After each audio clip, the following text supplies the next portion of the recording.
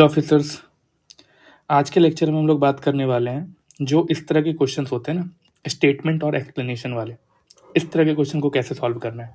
ठीक है, सबसे पहले समझो इस क्वेश्चन में होता क्या है।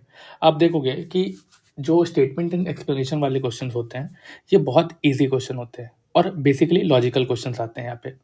और ज़्यादातर लोग यहाँ पे बहुत सिली मिस्टेक करते हैं क्योंकि उन्हें लगता है कि ये क्वेश्चन सिर्फ फैक्ट्स का है, लॉजिकल है ही नहीं, और इस चक्कर में ये गलत कर बैठते हैं।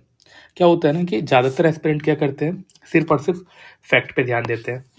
ठीक है, लॉजिक के बारे में नहीं सोचते हैं और यहीं पे वो क्या होता है, गलत हो जाते हैं। ठीक है, अभी देखो क्या होता है कि यूपीएससी का एक सिंपल रूल है कि आपको क्या करना है कि इस तरह के क्वेश्चंस में लॉजिक का ध्यान रखना है। क्यों, उसका रीज़न क्या है।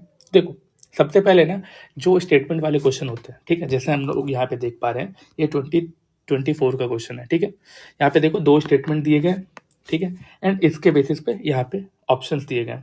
दोनों स्टेटमेंट को पढ़ना है और आपको ऑप्शन को टिक करना है। लेकिन क्या होता है, लोग यहाँ पे दोनों स्टेटमेंट को पढ़ तो लेते हैं लेकिन क्या होता है, करेक्ट आंसर नहीं कर पाते हैं। क्यों, वो फैक्ट्स पे जाते हैं, उन्हें फैक्ट सही लगता है, बस टिक कर दिए कि एक्सप्लेन द स्टेटमेंट, ए मार के आ गया, फिर पता चलता है नहीं ये तो गलत हो गया।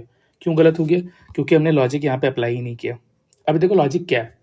सबसे पहले हम इस तरह के क्वेश्चन को जब सॉल्व करेंगे ना तो आप ना कुछ स्टेप्स को ध्यान रखो। ये स्टेप्स है यहाँ पे। ठीक है, पहला स्टेप क्या है कि आपको यहाँ पे दोनों स्टेटमेंट, जितने भी स्टेटमेंट दिए गए 25 में देखोगे तो 2 से ज़्यादा स्टेटमेंट भी आ रहे थे। ठीक है, तो हम लोग क्या करेंगे, जितने भी स्टेटमेंट है सारे स्टेटमेंट को इंडिविजुअली पढ़ेंगे, अलग अलग करके देखेंगे।